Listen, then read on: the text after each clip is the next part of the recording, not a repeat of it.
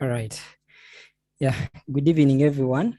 We are also live on YouTube. Those that can't follow along, then we shall be able to. I can share here the link. Yeah, but also the recording will be there on YouTube. Yeah, so today we are joined by our secretary of the NGO, of the Visionary Minds Empowerment and Development Initiative. Maybe you could have a few words from her, like 1 minute. Yes, Madam Patricia. Hi, everyone. Let me first confirm if you can hear me. Can you hear me? Yes, we can hear you. All right. Good evening. Thank you so much for that. My name is Patricia, like Mansour earlier mentioned, and I haven't been part of the second bootcamp. I haven't been around. I was somewhere in the Renzori region, and there was no network. Yeah, you could get a text after 2 days. So I haven't been able to take part like I was active in the first one. So my apologies. That said, I'd like to thank you guys for being here. I'm assuming whatever you guys are studying is not easy because I can tell from the numbers, but you guys are soldiering on. You're still here, you're persevering, and that's something to be, uploaded. And we don't take that for granted. Thank you for showing up amidst data crisis and network issues and all that. Thank you for hanging in there, and thank you for sticking with us through our quest to educate, our quest to seek knowledge. Thank you so much. I hope you do not leave the same way you came. I hope this whole bootcamp makes a difference for you like it has for us. And at the end, I really hope we shall look back and be glad we all came here. Yes, thank you so much. That will be it from me. Back to you, Mr. Sentongo. All right. Thank you. Yeah, so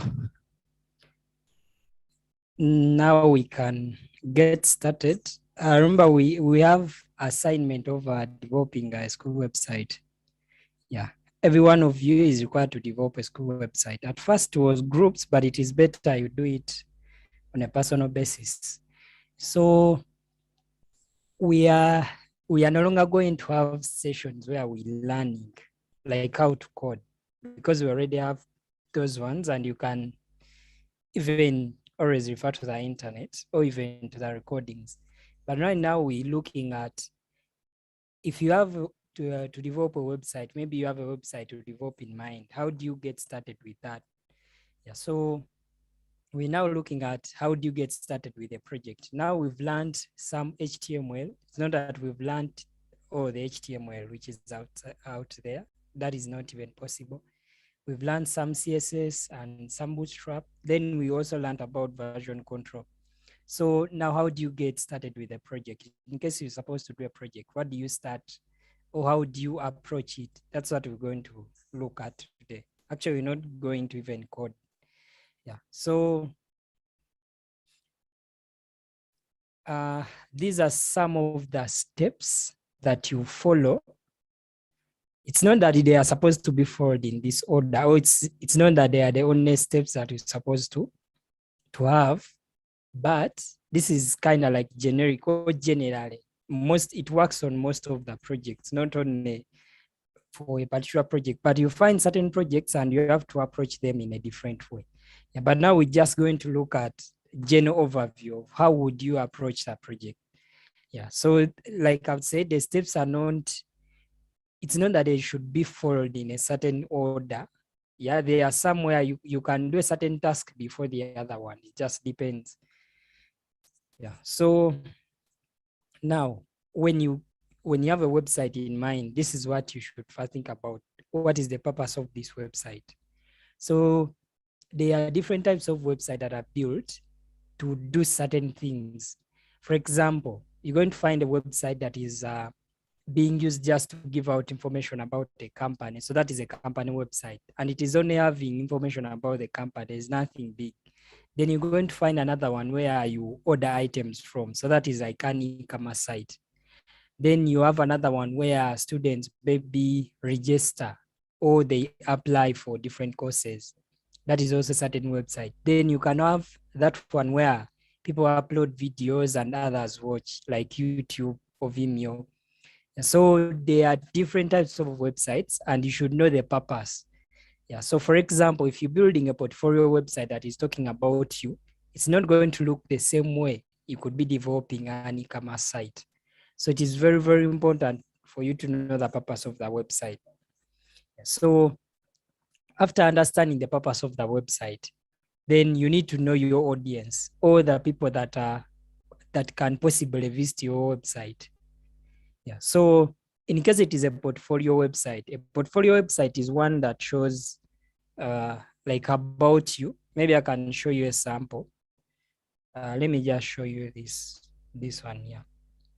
It's just showing about you, like the details of you, what do you do, maybe your background. Yeah. So this is a sample of a portfolio website. You could see that it is just talking about someone, or like their background, their current positions, the skills they have. Yeah. So maybe the contact, how can someone reach you? So if it is a portfolio website, then this is a complete website in case it is a portfolio website, because all you need is to put a photo where someone can identify you. Then you put your details, then also you link to your social media accounts so that someone can maybe visit. Because here I know that the audience which is going to visit there, maybe you've applied for a job and you submit that this is your official website, or maybe you are applying for a certain thing and you mentioning your name. They are going to check on your website, then also they check on social media platforms and they see which kind of content do you consume or you engage in with. So with that one, you put in mind that maybe a potential employer is the one who is going to visit my website. So which kind of information do I need to display? So that one can depend on maybe the type of the job that you're seeking for, or maybe the type of contract you want to gain. So the skills that you put on the portfolio website, they should be targeting that particular kind of job. You may be having a lot of skills, but if you say that maybe I'm an IT specialist, the skills you should display on the portfolio website should be reflecting that. Yeah, so that is about knowing your website. Now you can see, maybe let's check one of the e-commerce websites, the one in Uganda, that is Jumia. So this one, they know that people who visit here, someone will need to search for a certain product. So now you can see here, if someone is looking information about me, I don't need to put a search. I don't need to put a search bar, like what would they be searching about? Yeah. So, but with this one, I cannot keep on scrolling through items and look for them. I just need to come here and I say that I need maybe a phone. Yeah. Then with that, it can display different phones which are available. So it's about knowing your audience, like what is my audience capable of doing and what are they looking into the website. Yeah. So knowing your audience has something which is called a call to action. So when you know your audience, you should design a website where you try to catch your audience's attention. Now, like here, like I've tried to show you that when I come here, I'm going to see now, yeah, they have Black Friday. Maybe I can be able to see different offers that they are giving out. Then, in case I'm looking for a certain thing, I can even easily see through categories. In case I can't use categories, then I can just search for that item directly. So you just have to design a website in that your user can easily engage with it. You don't have to design a website, even if it is looking good, but someone is looking for particular information and they can't find it. Yeah. Now, for example, if maybe I want to apply for a position maybe at Makerere University and I visit their website.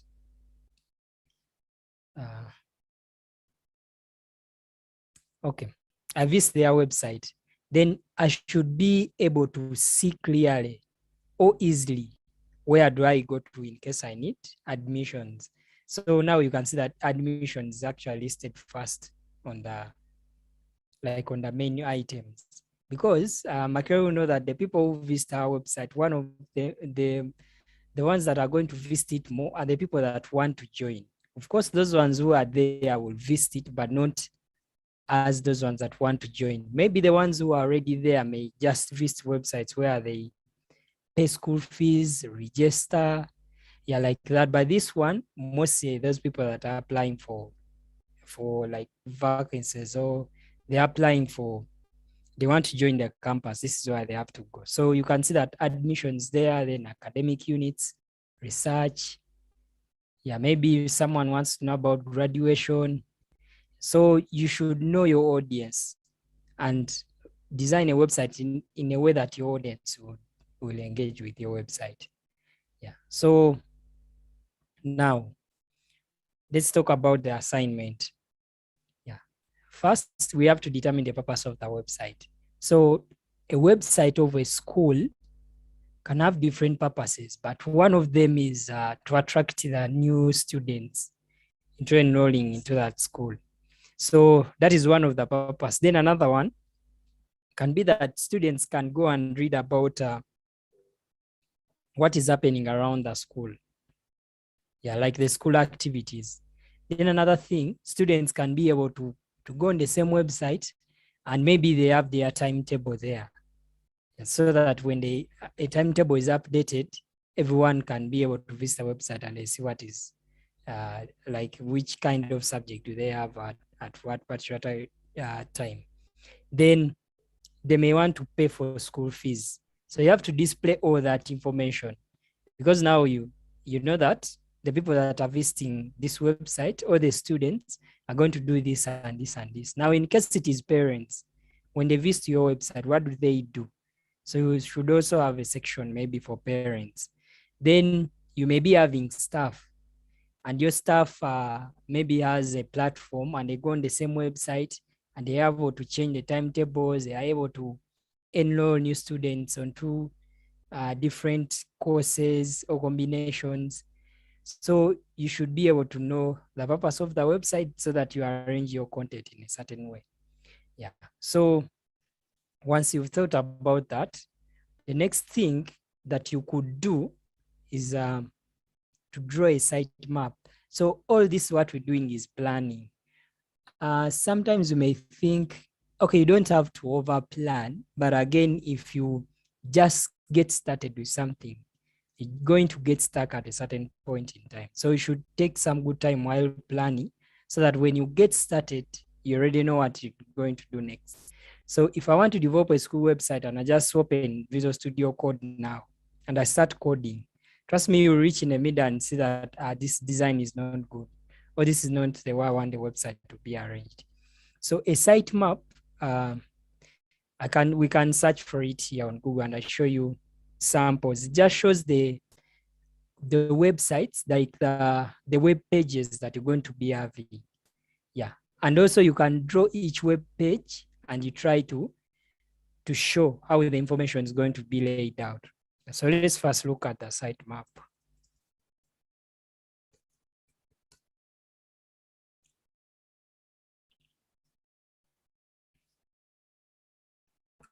Something like this. You can use any. So this here, they use software, but you don't have to use software. Okay, this one is a big website. Let me just get a simple one. Okay, let's just go with this. Yeah, so here they use software, but you just have to get a paper and a pen, then you draw. Like from the home page, then I have these different other pages. I'll have our family, then I have construction, I have small business, blog, and contact. So all these are web pages. Now, on the web page of construction, what should be there? There's web design, there's graphics design, there's online marketing, there's consulting, there's identity, portfolio, resources, then blog. So with this, you're trying to come up with the different pages that you have. Let's take another one. It's just a way you try to see how your website will be navigated. Now, like here from homepage, now, okay, this is, so now this one use the I didn't use the exact words, but you can get the idea that there will be main navigation. Maybe it is contact us. Then from contact us, you can have, in case there's a sub page, a sub page can be like on your menu. Now, like here, we have admissions, but now there are other pages. There's academic programs, there's application procedures, there's recent announcements, there's cutoff points. So these are like different other pages. So it's what is being showed here. So you can say that this one looks like only the navigation bar. Yes, but that gives you the number of pages that you're going to be having. Yeah. So after doing a sitemap, then you can sketch. Okay, it's called UI or UX design. But there are people that professionally do that, or it's called prototyping. But in case you're not familiar with the tools that do so, you can as well get a paper. Then you try to draw that. I have a home page. Okay, this is my home page. So what am I going to put on top? Maybe you're going to put a clause where the images are sweeping around. Yeah, then you even write that here I'll have 3 images. Then the first image will be showing the administration block of the school. The second image will be showing students on the assembly. Then the third image will be showing our staff, or maybe the co-curricular activities. Then now you go to another section down, that here I will have a row, the way we've been doing Bootstrap. I'll have a row, then I divide it into these columns.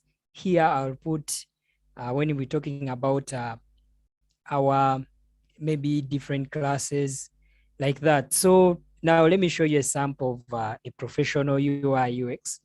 Yeah, it may look complicated, but like I told you, you don't need to use software. You just need to use a paper, because it's about you getting the idea. Yeah, so I'm going to get a UI, okay, UX design.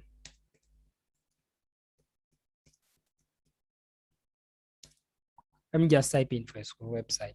Then we go to images.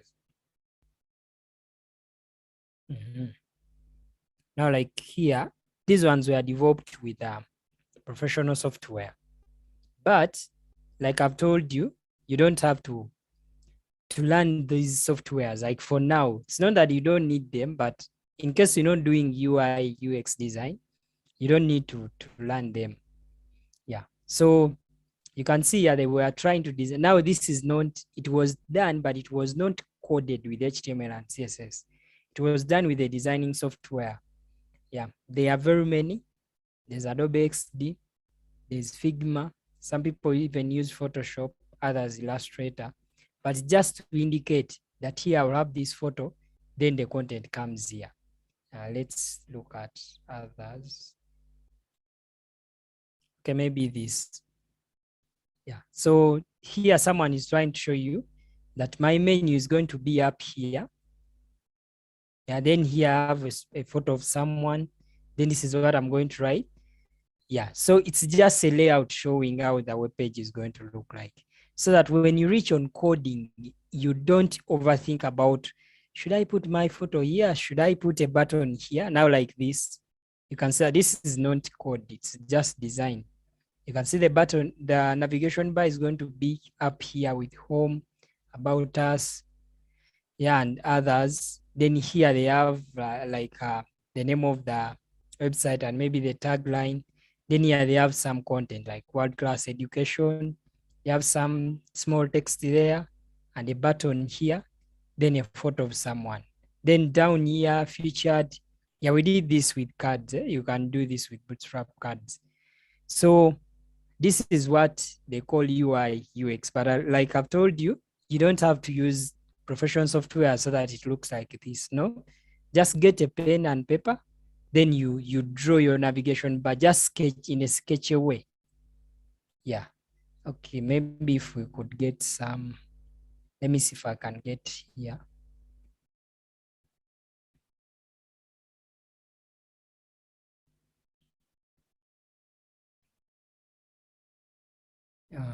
Okay.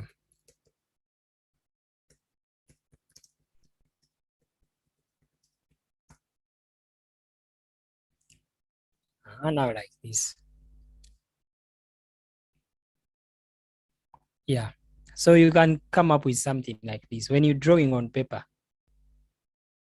Yeah, and you know that here maybe I'll have my logo, then I have this. So here I will have buttons. Here I'm going to have this. Then here this one I was trying to show that you will have ads from Google. And then down here showing the number of pages. Then the navigation bar was down, like according to them. That's what they wanted to do. So this is what I'm talking about. You can see here that here they have a big title, maybe a calendar showing here, I have some button here, I have this. So this is what you're supposed to do. Before you start coding, it can be sketchy as this, but it's very, very important and you should always refer to it. It can be like this, but gives you a lot, like it saves you a lot of time. You don't, because with this one, I already know that here I will need a photo, then I go and design that photo, or I go and download that photo with that big size. So when it reaches to inserting it, I just insert it, then I make sure that it is occupying the space that I intended it to occupy. But when I just start coding, I don't know how the layout is going to look like. It's going to take actually more time. Yeah, so that was part of like draw a sitemap. Then what I could have jumped that we can add is like you can do a UI or UX or just sketches of your web pages. Remember, sitemap is showing you the number of pages that you have. Now you can start homepage. Then you draw that sketch that is showing how it's being laid out. Yeah. So once you have something like this, then what is next? Yeah. So now this is where the steps can interchange a bit. Yeah. So now you can go ahead to register a domain name, or you can first prepare your media. Yeah, this one is continuous. Like every time, by media I mean photos and videos. So every time you know that here I'll need a photo, you can prepare it later on, but it is better when you know that I'll need, for my school, we need a logo. Yeah, then prepare that logo. Know the standard sizes of logos that are being used on internet. How do you find out? Just go on internet and search for that. You can just say standard.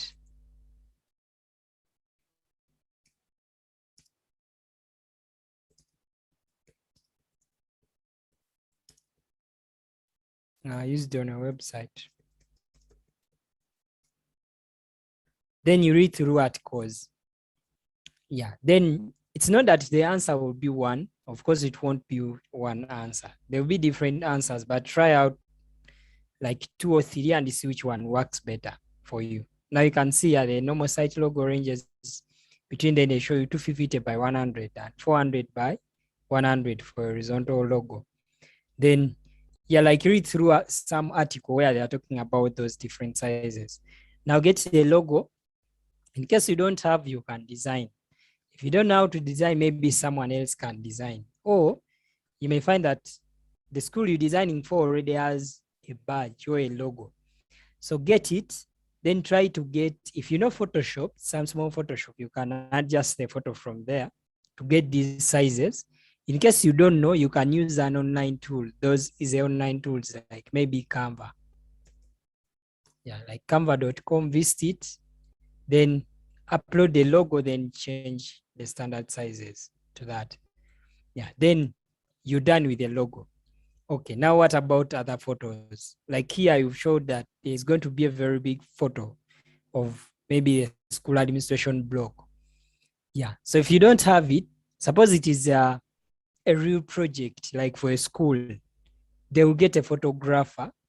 They take different photos with different dimensions, and those photos will even be taken to editing software like Photoshop so that they produce good quality photos. Now, if the photos you're going to use are going to be online, in case it's not a school website or something that photos could be found online, there are different platforms where you can download good photos. There's pixels.com, there is Splash, there is it's called Unsplash. Yeah, there are photos here. there is iStock. Those ones, they are just selling. So these two they are okay. You can come here and search for, maybe I need a background.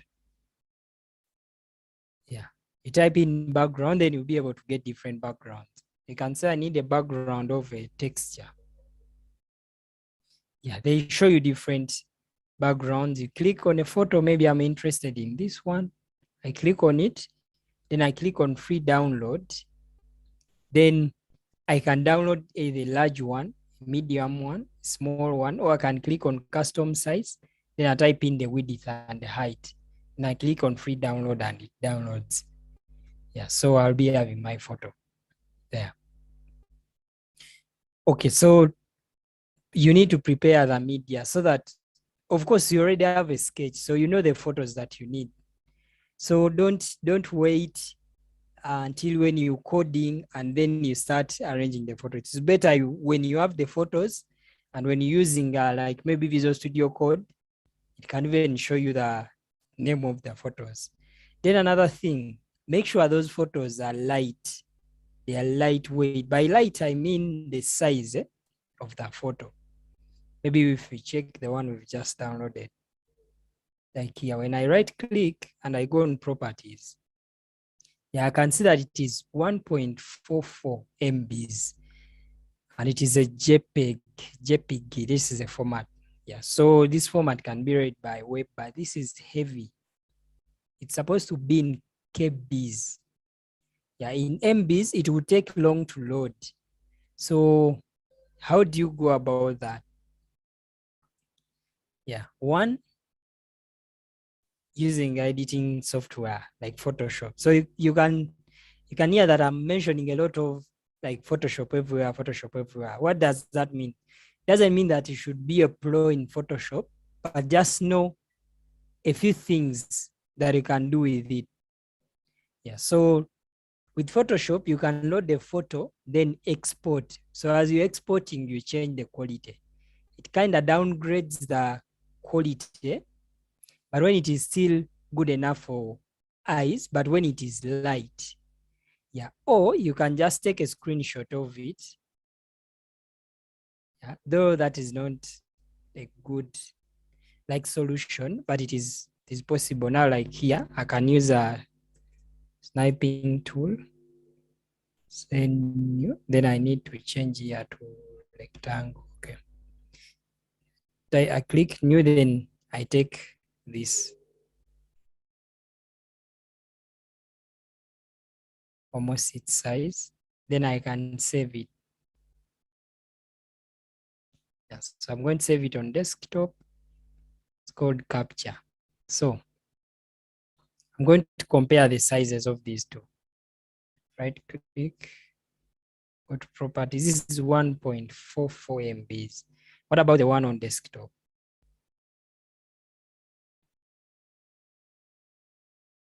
It is 81 KB, but the quality is not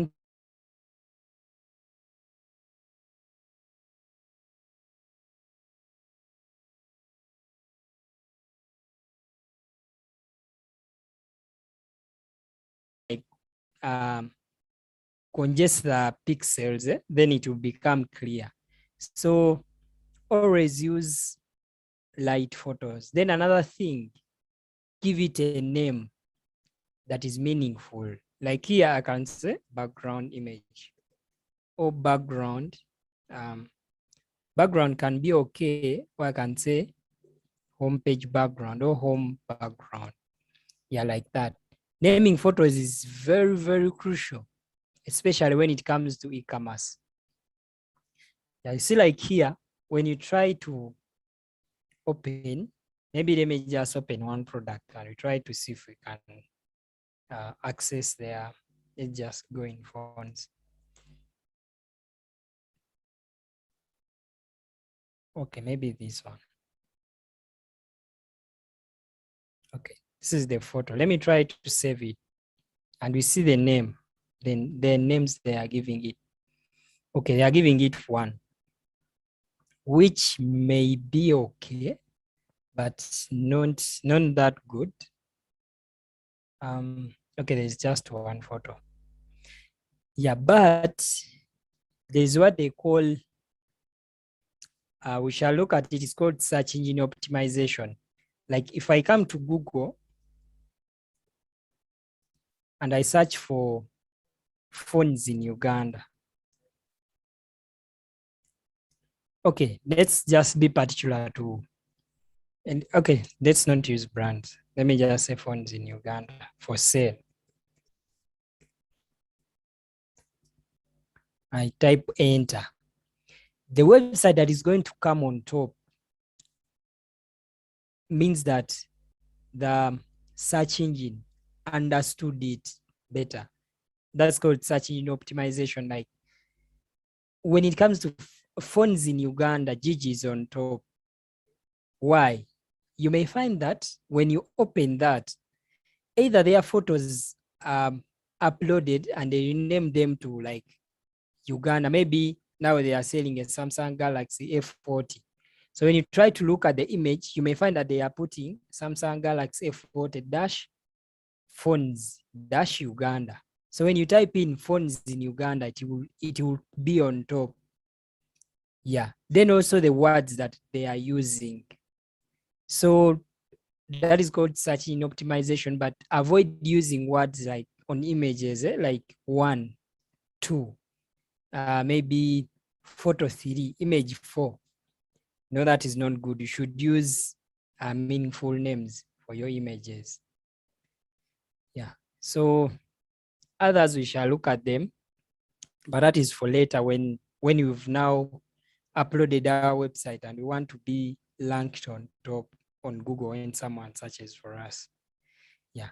And also maybe another now, if you search for someone on Google or if you search for yourself, okay, let me search like for myself. Yeah. You see that also the photos which are going to come, they're going to come from your social media platform because there is a way they store them. You give them your name, then there's a way they store your images. So when someone checks like under images, there are very high chances that they will find your exact photos. Yeah. So that is search engine optimization. All right. So all that is about preparing your media. Giving, get the photos. In case you're going to use the videos, also get the videos. Ensure that they are light or using the right format. Then give them meaningful names. Yeah. So you're done with that. What next? Yeah. If the website is going to be commercial, now like if it is for a school, like it's a real website for a school, they will need a domain name. So they have to go ahead and purchase one. But for us, we're not going to do that. What we shall do, we're going to host with GitHub pages, like I showed you last time. So all you need to do now is go to github.com and you open up a GitHub repository. Yeah, click on new. Give it a name. So now the one I'm going to develop, it's called, I'm going to call it VMEDI High School or VMEDI Coding School.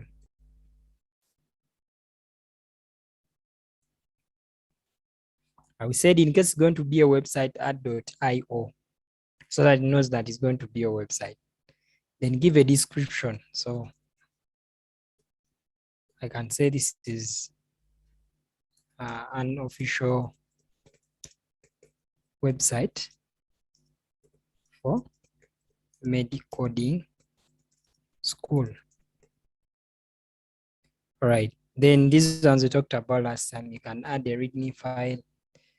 Some getting for license, you can leave it for now. We don't need any like template. Yeah. Then click on create repository. Okay. So now I'm done creating the repository, and should be we're going to be using live what? We're going to be using GitHub pages. And you said, how do you set that up? Come to settings, scroll down, look for GitHub pages. So it is going to open in another page. here. Okay, then select source and say main branch. Click save. Then our website is going to be found here. Now we don't have any content there. That's why it is showing 404. It's showing an error. Why? Because we don't have any file here. So what you need to do next is now download. You remember last time we said you clone this to your local repository or like to your folder, your local computer. Yeah, but we're using we are using GitHub desktop just for easy use. But like I told you, if you start using commands, you'll find that actually they are better. They are faster than even using the GitHub desktop. And now I'm just going to click on code, click on open with GitHub desktop. Okay, so now it is asking me for the URL, which is okay. Then it is now asking me for the local path. Where is it going to store the website? Yeah, so by default, it has documents, GitHub, then the projects are stored here. For me, I'm going to leave it there, but it may not be a good idea. It would have been better if you store it in other disks, but I'm just going to leave it there. Click on select, then I click on clone. So this is the same thing as going to git bash and type in clone, then you type the link. Okay, now it is now downloading the site onto my computer, on my local computer. All right, so that is done. We have, this is going to be my domain name. Yeah, so now it has brought something we've not yet updated, but you know that when we do a website, it's going to update from here. So this is like buying a domain, but in case you want to know about how do you select a domain, how do you buy a domain, you can go to our playlist, then you'll find that recording. Yeah, so now I have the site on my local computer, and it is also on GitHub, and also I've got a domain. So this is like my domain. Yeah, so what is next? Let's check and see in our, yeah, so we are done registering a domain name and we're done creating a GitHub repository. So now we need to choose more tools to use, like choose a text editor. Which text editor are you going to use? Yeah, there are very many out there, but like I said, if you're just learning, use Notepad until you're comfortable with coding. So just use Notepad, the one that comes in built here, use that one. Okay, when you feel that now you're a little bit comfortable, now you can go to another and it's called Notepad++. You can just Google it, then go and download it. It's kind of like Notepad, but now for it, it gives color codes and some auto completion to a certain extent. Yeah, so that's how it will look like when you code. To try to tab for you. Yeah, just some good arrangement. Now, once you're done with those two, Notepad and Notepad++, now these that I'm going to mention are like the mostly used text editors. Yeah, one is called Visual Studio Code. It is new. I don't think it is even more than 3 years.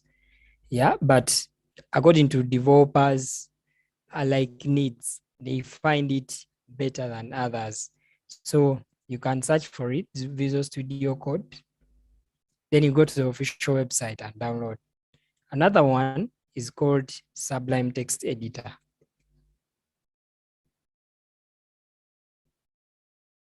Yeah, so these two. Either you can go with Visual Studio Code, this is how it looks like, the one I've been using, or you can go with Sublime Text Editor. Yeah, they all do the fun, like they all do the job. It just depends on your, like on your choice or your preference. So now you choose your text editor. Others, there is Atom. It's called Atom. Most web developers use this one.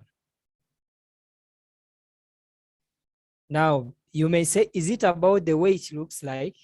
No, it's about, there's what they call extensions or plugins that it's capable of, like the different things that you're capable of doing. Yeah, so uh, Daniel is asking about, okay, I'll answer your question when we are done here. I'll answer it. Yeah, so there is Atom Text Editor, there's Visual Studio Code, there's Sublime Text Editor. Then those ones, all these ones I've mentioned, you can use them when you're on Windows, you can use them when you are using a MacBook with Mac OS, or you can even use them when you're using Linux, the Linux operating system. And maybe you're on Ubuntu, any distro that you're using, but they all run on different platforms. Then there's one which is mostly used by Linux users. It's called Vim. Yeah. Now this is, there is Vim and yeah, mostly Vim. Yeah, let me just talk about Vim. This is, should I call it hard? It's not that it is hard, but it is only used when you are in a command prompt, like you don't exit command prompt. So it doesn't have these buttons that we click on Visual Studio Code. You click here, then you create a new file. Everything is commands. Even when you're saving commands. Now there are certain use case scenarios where you need that one, like on servers. Yeah, you're editing some file faster, and there is even no graphical user interface for the operating system you're using, then they use that one. So for now, I don't recommend it. I don't recommend you to use it or even try it. Just go with either Visual Studio Code, Sublime Text Editor, or before these ones, try Notepad++. Yeah, so for me, I'm going to go with Visual Studio Code. Why? Just preference. I prefer it better than maybe Sublime Text Editor, but I have all of, like most of them, they are installed and I use them in different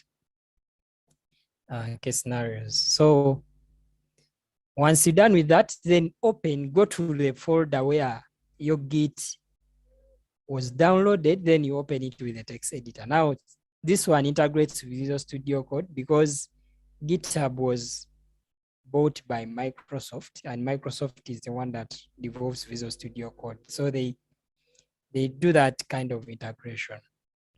Yeah, but you can as well come here, go to show in Explorer so that you can see where it is.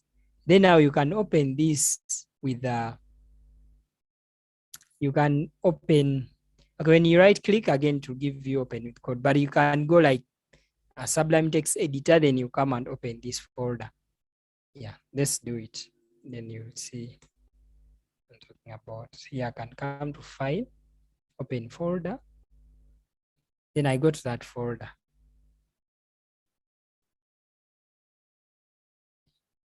Okay, for certain reasons, this is hanging out there.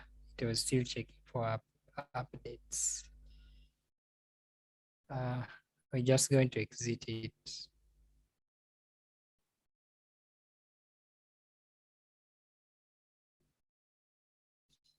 Okay, but it is possible. Let's try again. It was just checking for updates.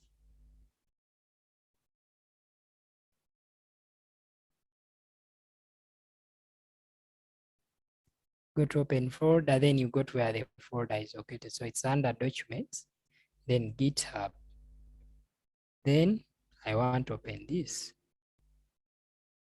Okay, so you can see that I've opened it here in Sublime Text Editor. Then it is also opened here in Visual Studio Code. Whichever you want to use, you can go on with it. You can change the color scheme from this white one to a dark theme, which most developers prefer. It is the same thing here. You can also change the color themes. Yeah, so, okay. So once you have this, then now start developing the website. How? You have the web pages. So refer to those web pages, then you start developing the website. So in part 2, what we're going to see is when we've now started coding. So which parts do you start coding with? Like, should I start with the navigation bar? Should I start with the carousel? Should I start with the home page? Should I start with the about us page? But at least now we've reached a moment that we have everything synchronized. Like on GitHub, we have the project there. Down on the computer, we have the project. Yeah, now even Visual Studio Code, you can actually do some changes here and you just click on this and it will update everything which is on GitHub. Yeah. So unless we have any questions about this, going to end here. So let me first answer someone's question here. Daniel is asking, who's responsible for those ads that run on your website? Is the owner of the server or the owner of the website? Now, the ads come in, it's better if first develop the website. It comes in monetization, like how do you earn from your website? There are different ways of earning from your website. You can decide to run Google ads on it so that Google can either by random choose any company that, there are companies that go to Google to advertise for them. Then you can own a website and you say that those companies can run ads on my site. Then once someone like clicks, you get some small pay, like per click. But it's about monetization, and you, the owner, you're the one who allows them. You have to register for a program. It's called Google AdSense. Yeah, but that will come in later. First, now develop the website. Then when it comes to monetization, like how do you make money from a website? That's when you can think about ads. But there are other ways. Yeah, hope I've answered you. Do you have anyone with any question?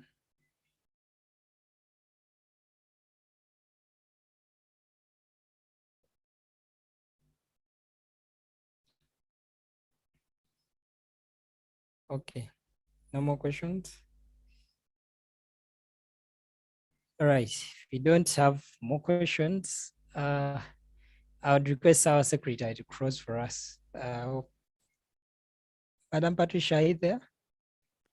Yes, I am. Can you hear me? Yes, we can hear you.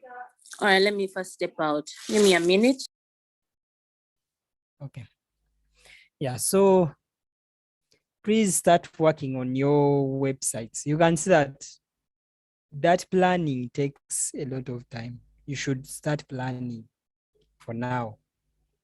Yeah, you don't have to wait, because now we're not going to study more. It's not that we've stopped studying, but we're not going to have sessions where we now are recording. I'm just going to be giving you sessions on guiding you on how you should get started. Hello. Can you hear me now? Yes, please. Yes. Can you hear me now? All right. Yes. Thank you so much, Mansoor. I hope, were there people who joined after? That the names, the participants look the same. So thank you guys for sticking around, for staying through the rest of the session. And like Mansoor has said, I the simpler word for me is practice. Yeah.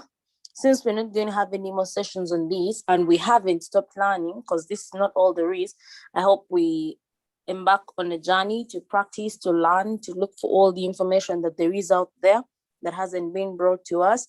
And like I said, at the end of this, I hope we all look back and be glad we came. Thank you so much and have a good night. Okay, you're welcome. Have a good night to everyone. Yeah, you'll check out for the recording.